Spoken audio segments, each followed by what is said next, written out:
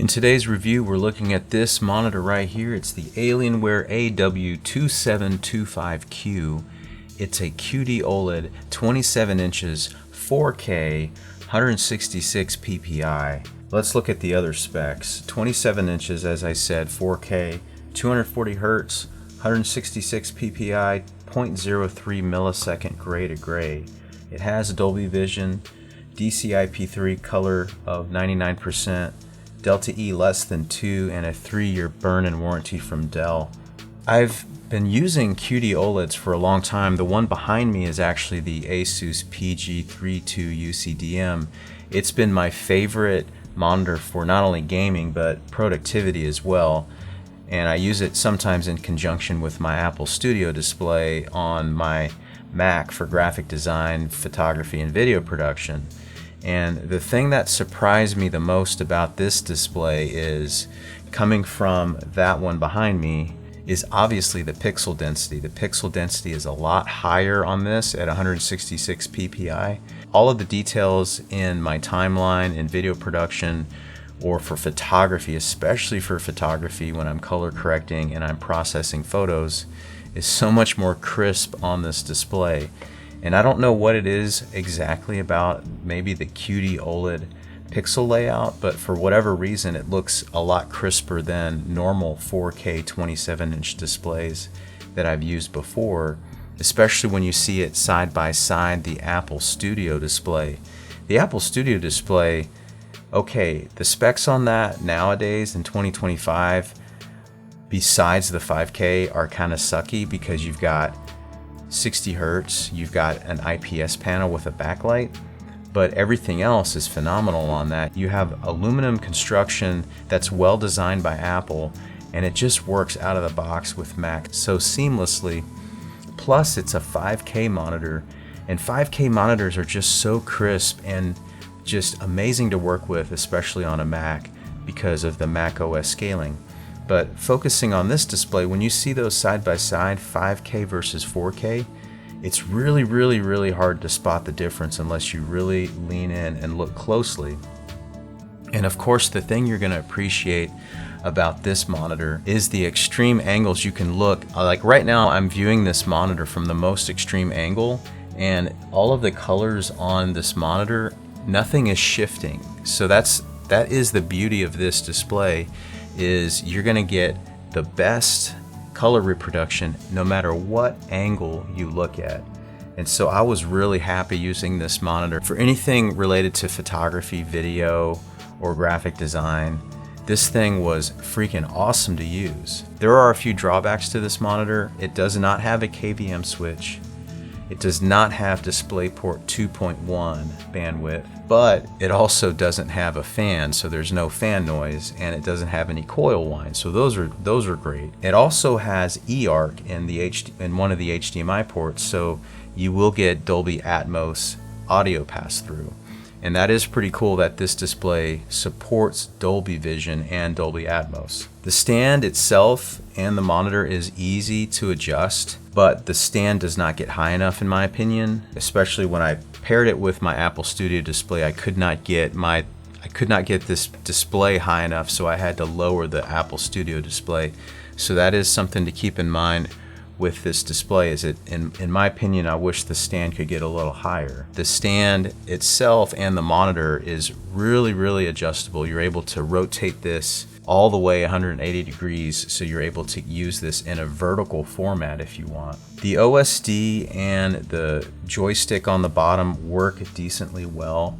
So there is this button right here to control the OSD and to control all the menus within the monitor. They're very easy to navigate. If you're familiar with Dell monitors, the Alienware series, it's basically the same thing. And within that menu, you're going to see your calibrated color profile that's built into the monitor, so you know that this monitor has been calibrated in the factory. And we'll talk more about that calibration in a second.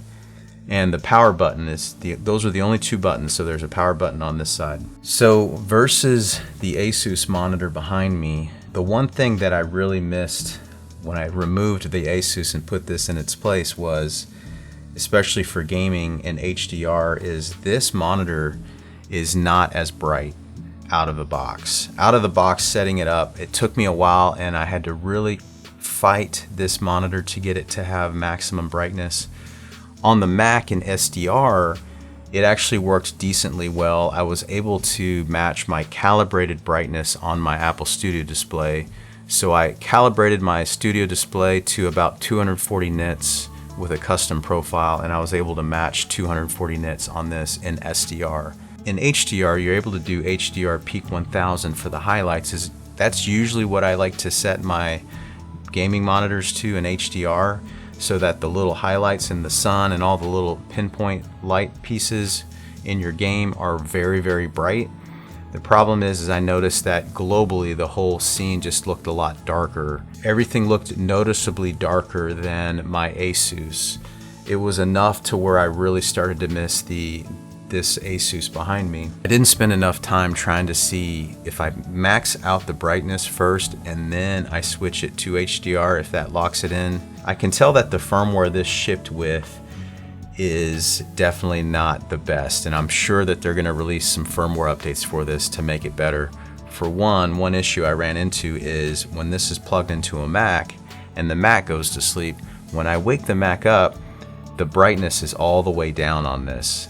And sometimes the scaling is off too, so I have to reset the brightness, and then I have to change the resolution scaling sometimes. So your mileage may vary depending on your Mac and what system you have, but that is just something I wanted to mention.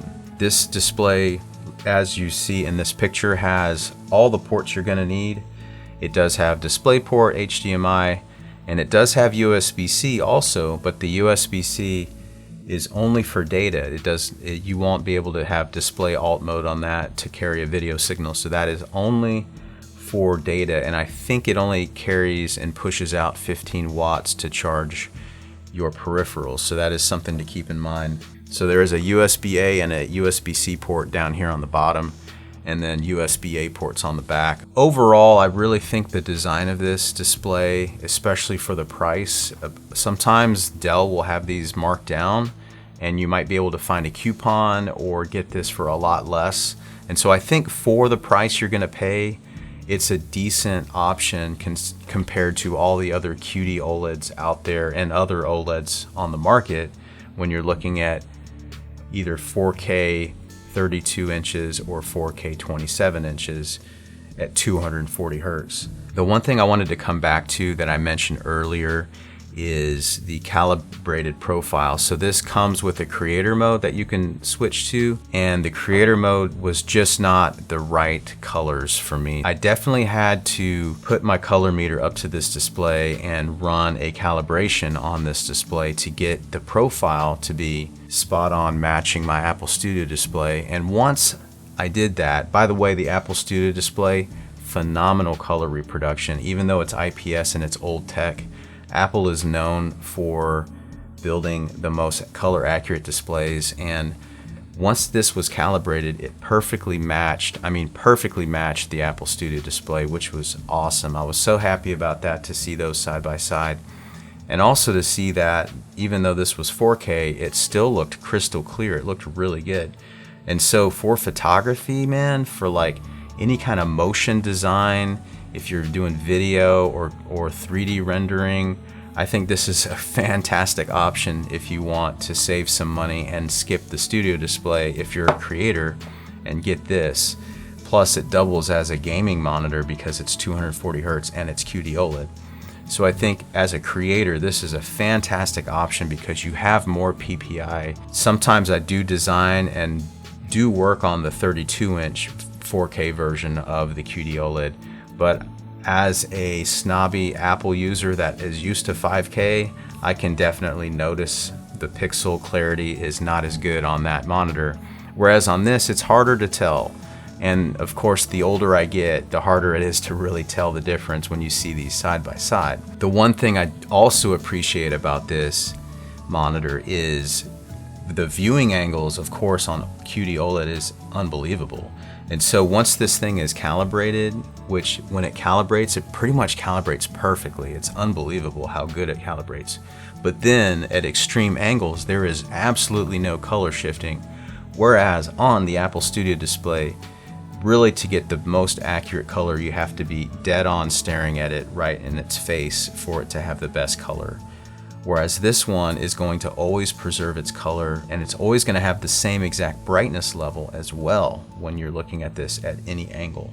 So that is something worth noting, and something I should totally mention, because that, in my opinion, makes this worth it for content creation as well. So I think this is a very strong contender because you're getting high pixel density and you're getting incredible color fidelity, but you're also getting a monitor that can be your gaming fun monitor to do all the gaming stuff that you want to do, or just for casual games or whatever it is you're into. This market right now is flooded with all kinds of OLEDs, whether it's QD-OLED or WOLED. There's so many options right now, and it's a great time to jump on the QD-OLED bandwagon, in my opinion. Yes, it's not as bright as some of the competitors, but I think it's worth checking out. Also, by the way, Dell did not pay me in any way. I bought this with my own money because I wanted to check it out and use it, and I think it is a really great option. Oh, and one thing I forgot to mention is, I don't know what they're using for the anti-glare on this, but it seems to be better than a lot of the other QD-OLEDs I've used in the past.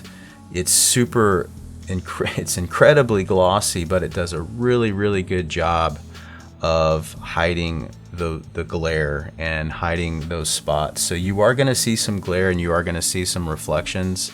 It's obviously not going to be better than a matte display, but I think it does a really fantastic job of hiding glare and reflections. So I think that is definitely worth noting also.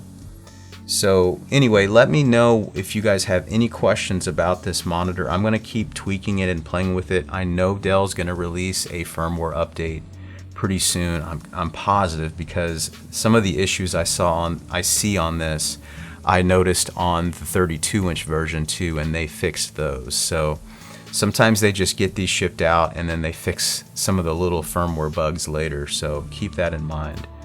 Well, thanks guys for checking out this quick review of the Dell AW2725Q. I appreciate you watching the video all the way to the end. Please subscribe to my channel if you haven't already. Give me a thumbs up if you like today's content, and ring that bell to get notified when I drop a new video, and I'll see all of you guys on my next one.